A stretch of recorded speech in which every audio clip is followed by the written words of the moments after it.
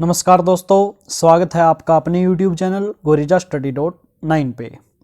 MA history CBL university से जो विद्यार्थी कर रहे हैं उनके लिए आगामी जो फर्स्ट सेम के एग्ज़ाम होंगे उनमें प्रिंसिपल ऑफ हिस्ट्री जो पेपर होगा उसको कंप्लीट करने के लिए, यानी उसका सिलेबस कंप्लीट करने के लिए हमने आज ये वीडियो अपलोड की है। प्रिंसिपल ऑफ हिस्ट्री में इतिहास के अक्षेत्र एवं अर्थ और परिभाषा की, ठीक है, जिसमें हम 2 क्वेश्चन कंप्लीट करेंगे। इतिहास के अर्थ एवं अक्षेत्र की विवेचना कीजिए, अथवा EH कार के अनुसार इतिहास का अक्षेत्र क्या है, ठीक है, यानी स्कोप ऑफ हिस्ट्री। ये मेन जो क्वेश्चन है इसमें ये है स्कोप ऑफ हिस्ट्री।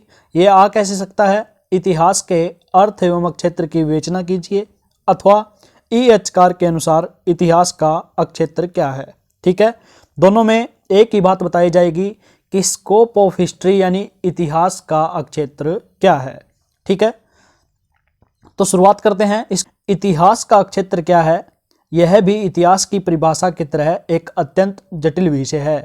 यानी जब कोई भी बोले कि इतिहास की परिभाषा क्या है तो विभिन्न विद्वान जो हैं यानी इतिहासकार जो हैं वो एक बात पे सहमत नहीं होते कि इसकी परिभाषा क्या होगी। उसी प्रकार जो इतिहास का अक्षेत्र है इस बात पर भी जो विद्वान हैं, जो इतिहासकार हैं, वो एक मत नहीं है, ठीक है।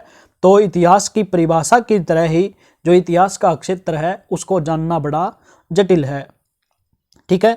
अधिकतर इतिहासकार यह मानते हैं कि इतिहास का अक्षेत्र सदैव एक जैसी निर्धारित सीमाओं में नहीं रहता, वरन वह सदैव परिवर्तनशील रहता है। यानी जो इतिहास का अक्षेत्र है इतिहासकारों के अनुसार वो हमेशा एक जैसा नहीं रहता, ठीक है, यानी सीमाओं में बंधा नहीं रहता। वह जो जब परिवर्तन होता है यानी समय के अनुसार वो भी बदलता रहता है। इतिहास का क्षेत्र यूं तो अतीत काल के यथार्थ अंकन को ही मानना चाहिए, क्योंकि यही इतिहास के क्षेत्र का मूल आधार है, ठीक है। अतीत काल के यथार्थ अंकन, जैसा अतीत में जो कुछ हुआ उसी को इतिहास का जो क्षेत्र है उसे मानना चाहिए, या इतिहास के क्षेत्र का मूल आधार मानना चाहिए। परंतु जिस तरह से इतिहास दर्शन की व्याख्या होनी आरंभ हुई उससे इतिहासकारों के दृष्टिकोणों में मतभेद उत्पन्न होने आरंभ हो गए, ठीक है। जब शुरुआत में लोगों ने यही माना कि इतिहास जो है वो अतीत की घटनाओं पर आधारित है और अतीत से ही मान लो अतीत की घटनाएं जो हैं उन्हें देखा, स्मरण किया और वहीं पर इतिहास खत्म हो गया। लेकिन जब इतिहास दर्शन की बात आती है तो इतिहासकारों ने और गहन अध्ययन किया और पता चला कि इतिहास समय के साथ बदलता रहता है, ठीक है। इतिहास जो है वह जो परिवर्तन हमारे समय के अनुसार होते हैं उसी प्रकार इतिहास में भी परिवर्तन देखने को मिलते हैं। इसका एग्जाम्पल हम ले सकते हैं, जैसे कि जब 1947 से पहले जो हमारे क्रांतिकारी थे आज़ादी दिलवाने के लिए, जैसे कि भगत सिंह, चंद्रशेखर आज़ाद, जितने भी क्रांतिकारी हुए या जितने भी हमारे शहीद जो हुए उन्हें अंग्रेजी शासन में क्या माना गया? उन्हें अपराधी माना गया, ठीक है, उन्हें देशद्रोही माना गया। लेकिन जब आज़ादी मिली हमें तो उसके बाद हमने उनको क्या माना? हमने उनको हीरो मान लिया, ठीक है, क्योंकि भगत सिंह को आज भी हीरो माना जाता है। जितने भी क्रांतिकारी थे उनको क्या माना गया? हीरो माना गया। इसी प्रकार यानी जब विदेशी शासन था उस समय वो क्या थे? देशद्रोही थे, लेकिन बाद में हमने क्या माना? उनको हीरो माना। तो इतिहास पलट गया, ठीक है। इतिहास का स्वरूप जो था उस समय का और इस समय का वो समय के अनुसार बदल गया। इसी प्रकार यहाँ पर कहा गया है कि जो इतिहास है यह समय के अनुसार बदलता है, ठीक है। अब देखिए इस मतभेद का प्रभाव निर्धारित इतिहास के अक्षेत्र पर भी दिखाई देने लगा। अब इसका अक्षेत्र जिज्ञासा व विवाद का हिस्सा बनकर उभरने लगा, ठीक है। इतिहासकारों में आपस में विवाद होने लगे, जिज्ञासा होने लगी इतिहास को जानने की। इतिहास के अक्षेत्र के विविध पहलुओं को सबसे पहले हम विभिन्न विद्वानों की परिभाषाओं से समझने का प्रयास करेंगे, ठीक है। यानी इतिहास का जो क्षेत्र है वो विभिन्न विद्वानों की नज़र में क्या है। अब देखिए रोजर कोटे का कथन है, इतिहास शुद्ध रूप से अतीत के महत्व से संबंधित था। राधा कुमुद मुखर्जी के अनुसार इतिहास केवल अतीत की कहानी है, न तो वर्तमान से इसका कोई संबंध है न भविष्य से। यह यथार्थ तथ्यों का उल्लेख करता है ऐसे तथ्यों का जो निश्चित तथा अपरिवर्तनीय है और इसका संबंध वर्तमान की घटनाओं और समस्याओं से या ऐसी गतिविधियों से जो प्रक्रियात्मक दशाएं हैं कोई नहीं है, न इसका संबंध भविष्य की संभावनाओं या आशाओं से है। आगे है प्रो-एक्टन के अनुसार सभी उत्तम ऐतिहासिक कृतियां विश्वजनीन इतिहास है, क्योंकि इसके अंश का अध्ययन करते समय ये संपूर्ण स्मरण कराती हैं। इतिहास के क्षेत्र को किसी एक विषय वर्ग या दायरे में सीमित नहीं किया जा सकता। यानी अगर आप वीडियो को पॉज करके इन सब को पढ़ सकते हैं, ठीक है। टाइन भी हैं, इनके अनुसार क्या है, इतिहास को सभ्यता की कहानी माना है, ठीक है। अब देखिए E.H. कार ने अतीत और वर्तमान के मध्य अनवरत प्रिसंवाद के रूप में कहकर इतिहास के क्षेत्र को व्यापक बनाने का प्रयास किया है। इन इतिहासकारों की लैंग्वेज बड़ी अजीब होती है, ये समझने वाली बात भी नहीं है। सीधी सी बात हम बताते हैं, इतिहास का जो क्षेत्र है वो बहुत व्यापक है। इतिहास प्रत्येक विषय से जुड़ा हुआ है, ठीक है। इतिहास के क्षेत्र को समझने के लिए इतिहास का बिल्कुल जो डीपली अध्ययन है वो आवश्यक है। अब देखिए कुछ विद्वानों की धारणा है कि इतिहास एक ऐसा विषय है जिसका क्षेत्र बहुत व्यापक है। ये मेन पॉइंट है, ठीक है। इतिहास का क्षेत्र क्या है, इस क्वेश्चन का मेन पॉइंट क्या है। कुछ विद्वानों की, देखिए कुछ विद्वानों की धारणा है कि इतिहास एक ऐसा विषय है जिसका क्षेत्र बहुत व्यापक है, इतना व्यापक कि सभी विषयों का मुख्य स्रोत है, परंतु मानक आधार पर इतिहास का क्षेत्र निर्धारित करना एक कठिन कार्य है। उपरोक्त विवेचन के आधार पर यह माना जा सकता है कि समय के अनुसार इतिहास की विषय वस्तु बदलती रही, जिसके कारण उसका आयाम भी सदैव बदलता रहा। विषय वस्तु के संदर्भ में इतिहास की व्याख्या चिंतन में परिवर्तन हुआ माने तो अधिक उपयुक्त होगा, ठीक है। सीधी सी बात एक है कि जो इतिहास का क्षेत्र है वो बहुत व्यापक है और इतना व्यापक है कि जो सभी विषय हैं ये इससे जुड़े हुए हैं, ठीक है। कुछ विषयों की जननी भी इतिहास को माना जाता है, परंतु जो मानक आधार है यानी एक स्केल में इतिहास के क्षेत्र को नहीं मापा जा सकता, ठीक है। और इतिहास की जो विषय वस्तु है वो सदैव बदलती रहती है समय अनुसार, ठीक है, जिसके कारण इसका जो आयाम है ये भी सदैव बदलता रहता है। अब आगे देखिए इतिहास के क्षेत्र की अवधारणा, ये भी आपकी यूनिट में दिया गया है, concept of the scope of history, ठीक है। इतिहास के क्षेत्र की अवधारणा क्या है। अब देखिए उपरोक्त कुछ कथन इतिहास के क्षेत्र को अतीतकालीन घटनाक्रम की सीमाओं में रखने की चेष्टा करते हैं, परंतु सामाजिक व्यवहार में इनका इतना महत्व तो है ही कि मनुष्य अतीत को स्मरण कर अपने वर्तमान से उसकी तुलना करने लगता है, तथा यदि अतीत गौरव में है तो वह अपने भविष्य को उसी गौरव से युक्त करने की कल्पना या इच्छा भी करने लगता है जो कुछ उसके पूर्वजों को प्राप्त था। यदि आज वह उससे वंचित है तो उसे वह प्राप्त करने की भी सोचता है। अतः वर्तमान के लिए मनुष्य की यही सोच इतिहास के क्षेत्र को वर्तमान के लिए भी तथा भविष्य के लिए भी निर्धारित कर देती है। जो इतिहास के क्षेत्र की अवधारणा है वो मनुष्य की क्या देती है, यानी अगर आपको यदि ऐसे बोले कोई कि आपके दादा के पास बहुत ज़्यादा ज़मीन थी, उनके पास बहुत सारा पैसा था, वो ये करते थे वो करते थे, तो आप अगर आज आपके पास कुछ नहीं है तो आप सोचोगे कि दादा की तरह ही मेरे पास भी धन हो, ठीक है। यानी अपने अतीत को जानकर हम वर्तमान के उसी प्रकार होने की चेष्टा करते हैं। अगर ये कोई ये बोले कि आपका दादाजी जो था वो बहुत बड़ा गुंडा था, लुटेरा था या और कुछ था, लोगों से के पैसे लेने के बाद वापस नहीं देता था, अगर आपका अतीत खराब है तो आप भविष्य को सुधारोगे, ठीक है। अगर आपका अतीत अच्छा था और अब खराब है, वर्तमान खराब है, तो आप भविष्य में उसको अतीत जैसा करने की कामना करेंगे, ठीक है। इतिहास के क्षेत्र की अवधारणा से ये भी बात निकल कर आती है, ठीक है। अब आते हैं हम मेन पॉइंट्स पे, आप वीडियो पॉज करके इसको पढ़ लेना, ठीक है।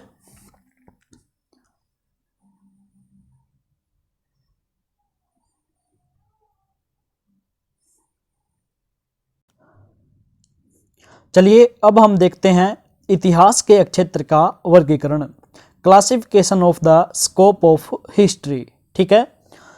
देखिए प्राचीन काल से लेकर अब तक इतिहास का क्षेत्र जो है निरंतर परिवर्तनशील रहा है। आज ऐसा माना जाता है कि इतिहास मानव जीवन की समस्त घटनाओं की कहानी है।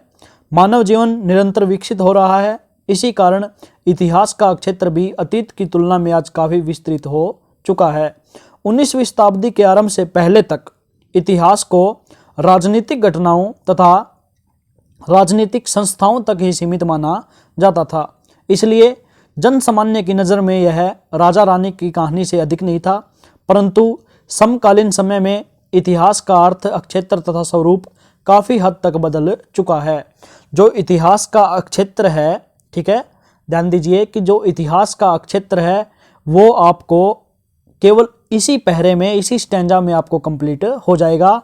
यानी जो इतिहास का क्षेत्र है, किसी समय में इतिहास को केवल राजा रानी की कहानी माना जाता था, ठीक है, यानी जो इतिहास है वो राजनीतिक था, केवल राजाओं की कहानियों से माना जाता था। लेकिन जो 19वीं शताब्दी है, इसके आरंभ से, ठीक है, इसके बाद से जो इतिहास है ये सामाजिक, आर्थिक, सांस्कृतिक अलग अलग रूपों में मिलने लगा। ठीक है, आप नॉर्मल सी भाषा में समझ सकते हैं कि राजनीतिक जो इतिहास है उसमें केवल राजा की प्रशंसा मिलती है, राजनीतिक घटनाओं का वर्णन मिलता है, लेकिन आम जन सामान्य जो लोग हैं, ठीक है, साधारण जो लोग हैं, उनके बारे में कोई नहीं लिखता। यानी अगर कोई दरबारी कवि है वो केवल राजा की प्रशंसा करता रहेगा तो राजा उसको दरबार में रखता रहेगा और उसको अपनी सैलरी मिलती रहेगी। लेकिन अगर कोई ऐसा इतिहासकार है या कोई ऐसा कवि है जो जन सामान्य की तरफ देखकर कि इस राजा की वजह से ये लोग परेशान हो रहे हैं और उसके बारे में लिखता है, तो वो कौन सा इतिहास हो गया? वो सामाजिक इतिहास हो गया। ठीक है, यानी उसने जन सामान्य की ओर नज़र अपनी दौड़ाई और उनकी जो समस्याएं हैं उनको अपने लेखनी के माध्यम से संजोया। ठीक है, इसी प्रकार जो 19वीं शताब्दी से पहले का इतिहास है, उस समय तक लोग मानते थे कि इतिहास केवल राजा रानी की कहानी है, लेकिन बाद में लोगों ने राजनीतिक इतिहास को छोड़कर, राजनीतिक संस्थाओं के जो इतिहास है उसको छोड़कर आम जो इतिहास है, सांस्कृतिक इतिहास, सामाजिक इतिहास, आर्थिक इतिहास, इस प्रकार के इतिहास लेखन की ओर ध्यान दिया, तो इतिहास का क्षेत्र जो है वो बढ़ गया। ठीक है, यानी पहले इतिहास का जो क्षेत्र था केवल राजनीतिक इतिहास तक सीमित था, लेकिन बाद में जो इतिहास का क्षेत्र है वो इतना फैल गया कि वो प्रत्येक जो सब्जेक्ट है हमारा, प्रत्येक जो विषय है उसके साथ जुड़ गया। ठीक है, अब आगे देखिए, 19वीं शताब्दी के आरंभ से पहले तक इतिहास को राजनीतिक घटनाओं तथा राजनीतिक संस्थाओं तक ही सीमित माना जाता था। इसलिए जन सामान्य की नज़र में यह राजा रानी की कहानी से अधिक नहीं था, परंतु समकालीन समय में इतिहास का अर्थ, क्षेत्र तथा स्वरूप काफ़ी हद तक बदल चुका है। आज इतिहास में मानव जीवन के समस्त पहलुओं का सकारात्मक अध्ययन किया जाता है। आज की ऐतिहासिक रचनाओं पर किसी तरह का कोई दरबारी नियंत्रण नहीं है। आज निष्पक्ष तथा सकारात्मक इतिहास लेखन के लिए उचित माहौल तथा परिस्थितियां तैयार हो चुकी है, क्योंकि उस समय में अगर कोई राजा के विरुद्ध लिखता तो उसको राजा मरवा देते थे। ठीक है, लेकिन आज ऐसी परिस्थितियां हैं कि जिस प्रकार का माहौल बना हुआ है, जो नेता लोग हैं वो क्या कर रहे हैं, सामान्य जो लोग हैं वो क्या कुछ कर रहे हैं, उन पर सरकारी नीतियों का क्या कुछ प्रभाव पड़ रहा है, वो कंप्लीट इसमें देखने को मिलता है। ठीक है, इतिहास के क्षेत्र का वर्गीकरण करना बहुत कठिन कार्य है, परंतु फिर भी इतिहासकारों ने अतीत की घटनाओं के आधार पर इतिहास के क्षेत्र का वर्गीकरण करने का बहुत प्रयास किया है, जिसका वर्णन इस प्रकार है। ठीक है, अब जो इतिहास का क्षेत्र है उसको बांटा गया है राजनीतिक इतिहास में, सामाजिक इतिहास में, आर्थिक इतिहास में, राजनयिक व सैन्य इतिहास में, औपनिवेशिक इतिहास किस प्रकार का रहा उसमें। ठीक है, अब देखिए राजनीतिक इतिहास, पॉलिटिकल हिस्ट्री। अतीत से ही पूरे विश्व में राजनीतिक इतिहास लेखन की परंपरा रही। इसका प्रमुख कारण यह रहा कि अतीत में मानव जाति के विकास को राजाओं, राजनेताओं तथा राजनीतिक संस्थाओं ने काफ़ी हद तक प्रभावित किया था। भारत में मानव जीवन के विकास में अशोक, अकबर, महात्मा गांधी आदि के योगदान को भुलाया नहीं जा सकता। ये तत्कालीन समाज के निर्माता तथा पथ प्रदर्शक रहे थे। प्राचीन एवं मध्यकालीन भारत में दरबारी लेखन अपनी चरम सीमा को प्राप्त कर चुका था। इस काल में दरबारी कवि अपने शासक की प्रशंसा अतिशयोक्तिपूर्ण तरीके से अपने लेख में करते थे। इसके लिए एक देसी कहावत का काफ़ी प्रचलन था, जिसकी खा बाकली उसके गाए गीत। ठीक है, यानी जो दरबारी कवि थे वो राजा लोगों की भेंट के लिए वहाँ पर रहते थे, तो राजा की तारीफें करते थे। ठीक है, लेकिन जो आज का समय है वो बिल्कुल चेंज हो चुका है। अब देखिए आगे। परंतु फिर भी इस काल में कुछ महत्वपूर्ण राजनीतिक ऐतिहासिक रचनाओं की रचना की गई, जिनमें हरिसेन का प्रयाग प्रशस्ति, गुलबदन बेगम का हुमायूं नामा व अबुल फजल का अकबरनामा विशेष रूप से उल्लेखनीय है। परंतु 20वीं शताब्दी के आरंभ से ही इतिहास लेखन की यह शैली गुम होने लगी तथा इसके स्थान पर गैर राजनीतिक इतिहास लेखन का जो शैली है वो हावी होने लगी। ठीक है, यानी प्राचीन जो 19वीं शताब्दी से पहले का समय था उसमें क्या था, राजनीतिक इतिहास लेखन ज़्यादा था, दरबारी कवि ज़्यादा होते थे, वो अपने जो राजा लोग हैं उनकी प्रशंसा ज़्यादा करते थे, अतिशयोक्तिपूर्ण करते थे। लेकिन बाद में क्या हुआ, राजनीतिक इतिहास लेखन की जगह गैर राजनीतिक इतिहास लेखन शुरू हुआ। ठीक है, इसको आप पॉज करके पढ़। आगे देखिए, सामाजिक इतिहास। 20वीं शताब्दी के आरंभ में जिस तरह से राजनीतिक इतिहास लेखन का विषय बदल रहा था, उसी तरह अब सामाजिक इतिहास लेखन के महत्व को भी स्वीकार किया जाने लगा था। यह भी अतिशयोक्ति न होगी कि इस शताब्दी में सामाजिक इतिहास लेखन इतिहासकारों का सर्वाधिक पसंदीदा विषय रहा। ठीक है, कॉम्टे ने भी लिखा है कि इतिहास सामाजिक भौतिक शास्त्र होता है, जिसके अंतर्गत मानवीय व्यवहार के सामान्य नियमों का उल्लेख किया जाता है।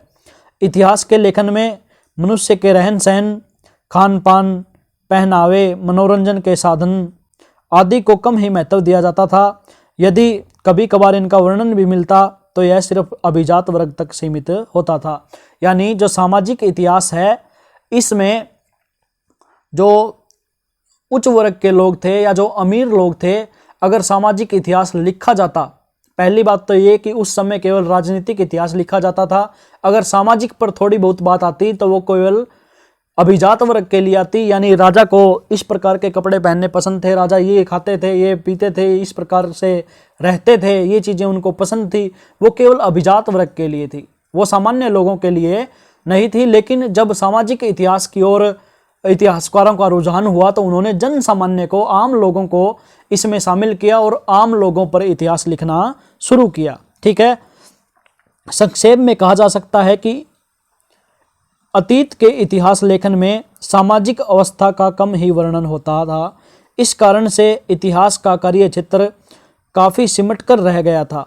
आधुनिक काल में सामाजिक इतिहास लेखन की शुरुआत जर्मन विद्वानों रील तथा फ्रेटेक द्वारा की गई। ठीक है, सामाजिक इतिहास लेखन का कार्य आज हमें जितना सरल दिखाई देता है, वास्तव में उतना सरल नहीं है, क्योंकि उचित तथ्यों की कमी इसके लेखन में सबसे बड़ी बाधा है। भारत के सामाजिक इतिहास लेखन का कार्य तो और भी ज़्यादा कठिन है, क्योंकि भारत में अनेक देशी तथा विदेशी जनजातियां निवास करती हैं, जिनकी परंपराएं तथा रीति रिवाज एक दूसरे से बिल्कुल भिन्न है। इसके अतिरिक्त भारत में अनेक धर्मों में आस्था रखने वाले लोग हैं, यानी अनेक धर्म में आस्था रखने वालों का देश है भारत, जिस कारण सामाजिक इतिहास लेखन सदैव विवादों का विषय बना रहता है। 20वीं शताब्दी के आरंभ में सामाजिक कुरीतियों पर काफ़ी इतिहास लिखा गया। भक्ति तथा सूफी आंदोलन ने भी भारत में सामाजिक इतिहास लेखन को बढ़ावा दिया। राजा राम मोहन राय, स्वामी दयानंद, स्वामी विवेकानंद, ज्योतिबा फुले, महात्मा गांधी आदि के योगदान को भुलाया नहीं जा सकता। भारत में सामाजिक इतिहास लेखन का मुख्य विषय सामाजिक कुरीतियाँ रही। इन सब कारणों ने मिलकर इतिहास के कार्य क्षेत्र को काफ़ी विस्तृत कर दिया। यानी जो सामाजिक इतिहास लेखन है उसमें केवल जो हिंदू धर्म में आई बुराइयां थी, या जो हिंदू धर्म में फैली कुरीतियां थी, या जो धर्म के आधार पर जो आडंबर होते थे, उन पर इतिहास लिखा गया। ठीक है, अब देखिए आर्थिक इतिहास। इतिहास की ऐतिहासिक लेखन परंपरा में आर्थिक इतिहास को लोकप्रिय बनाने में काम्टे, एडम स्मिथ, हिरेन, कोदोरसे तथा वर्कल जैसे महान इतिहासकारों तथा अर्थशास्त्रियों के योगदान को कभी नहीं भुलाया जा सकता। यानी जो आर्थिक इतिहास है उसको लेखन की जो परंपरा है इन्होंने स्टार्ट की थी। कार्ल मार्क्स के उदय तथा उसके विचारों ने तो आर्थिक इतिहास लेखन में क्रांति ला दी थी। ठीक है, कार्ल मार्क्स ने इतिहास की आर्थिक स्वरूप की व्याख्या इस तरह की कि सारा विश्व उनका मुंह ताकने लगा था। उनके प्रयासों के कारण अब इतिहास लेखन में आर्थिक विधियों को भी शामिल किया जाने लगा। एडम स्मिथ की पुस्तक जो है वेल्थ ऑफ नेशन विशुद्ध रूप से एक आर्थिक ऐतिहासिक रचना थी। अधिकतम सुख की अवधारणा इतिहास लेखन पर हावी होने लगी थी। उन आर्थिक गतिविधियों को इतिहास लेखन में अधिक महत्व दिया जाने लगा जिनसे व्यक्ति को अधिकतम सुख की प्राप्ति हो सके। कृषि का वाणिज्यकृत रूप भी इतिहास लेखन में अपना महत्वपूर्ण स्थान हासिल कर चुका था। आधुनिक आर्थिक इतिहास का संबंध मानवीय आजीविका के साधनों से अधिक है। आर्थिक इतिहास के विकास में हम जर्मनी के प्रसिद्ध विद्वान हिरेन के योगदान को कभी नहीं भुला सकते। रोजर्स, लिप्सन, एस्ले, कनिंघम आदि 19वीं शताब्दी के महान आर्थिक इतिहासकार थे। इस शताब्दी में उनके प्रयासों से आर्थिक इतिहास लेखन का काफी विकास हुआ। 20वीं शताब्दी में तो आर्थिक इतिहास लेखन ने और भी ज्यादा गति प्राप्त कर ली थी। व्यापार, वाणिज्य, कृषि, उद्योग, बैंकिंग व्यवस्था, श्रम व्यवस्था आदि पर जमकर आर्थिक इतिहास लिखा गया। इस काल की आर्थिक इतिहास की मुख्य पुस्तकों में दादा भाई नौरोजी की poverty and un British rule in India, R C. Dutt की economic history of India, Bipin Chandra Pal की भारत में आर्थिक राष्ट्रवाद का उद्भव व विकास, तीर्थंकर रॉय की इकोनॉमिक हिस्ट्री ऑफ इंडिया शामिल थी। इन पुस्तकों में ब्रिटिश आर्थिक शोषण पर जमकर प्रहार किया गया। यानी जो आर्थिक इतिहास है उसमें जो भारत पर ब्रिटिश शासन लागू था उस समय भारतीयों का किस प्रकार शोषण किया गया उस पर जो बातें लिखी गई वो इतिहास में शामिल हुई और उसी ने आर्थिक इतिहास का रूप धारण किया। अब देखिए धार्मिक व सांस्कृतिक इतिहास। आधुनिक इतिहासकारों ने समाज के प्रत्येक पहलू पर अपना लेखन कार्य किया है। धार्मिक व सांस्कृतिक क्षेत्र में आज काफी ऐतिहासिक शोध कार्य हो रहे हैं। यह कहना भी अतिशयोक्ति नहीं होगा कि आजकल सांस्कृतिक इतिहास लेखन पर सबसे ज्यादा बल दिया जा रहा है। आज इतिहास प्राचीन, मध्यकालीन व आधुनिक सांस्कृतिक परंपराओं का एक दर्पण बनकर हमारे सामने प्रस्तुत है। रीति रिवाज, शिक्षा, साहित्य, संस्कार, वास्तुकला, चित्रकला, संगीत कला, मनोरंजन के साधन जैसी विषय वस्तु आधुनिक सांस्कृतिक इतिहास के मुख्य तत्व है। यानी इन्हीं पर क्या है जो सांस्कृतिक इतिहास है वो लिखा जाता है। अब देखिए राजनयिक व सैन्य इतिहास, डिप्लोमेटिक एंड मिलिट्री हिस्ट्री। इतिहास लेखन की राजनयिक परंपरा का चलन 19वीं शताब्दी से आरंभ हो गया। इस तरह के इतिहास लेखन में विभिन्न राष्ट्रों के साथ कूटनीतिक संबंधों पर लेखन कार्य किया जाता है। ठीक है, अब देखिए औपनिवेशिक इतिहास।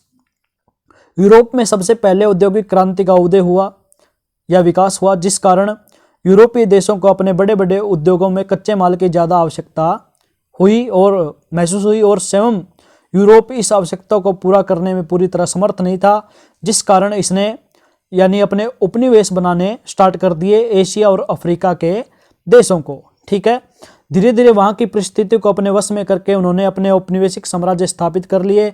इस औपनिवेशिक शोषण से छुटकारा पाने के लिए इन गुलाम देशों में लंबे राष्ट्रवादी आंदोलनों का उदय हुआ। इन्हीं राष्ट्रवादी आंदोलनों को गति प्रदान करने के लिए राष्ट्रवादी नेताओं व इतिहासकारों द्वारा औपनिवेशिक इतिहास लेखन पर काफी कार्य हुआ।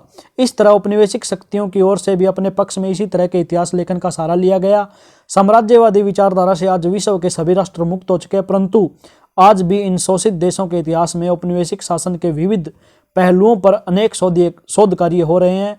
इसलिए हम इतिहास को किसी विशेष तथा सीमित दायरे में नहीं रख सकते। यानी औपनिवेशिक काल में अंग्रेजों ने अपनी सफाइयां अपने तरीके से पेश की और भारतीयों ने अंग्रेजों के विरुद्ध अंग्रेजों ने जो शोषण किया उस पर अपनी टिप्पणियां पेश की, उसको औपनिवेशिक इतिहास में शामिल किया गया है।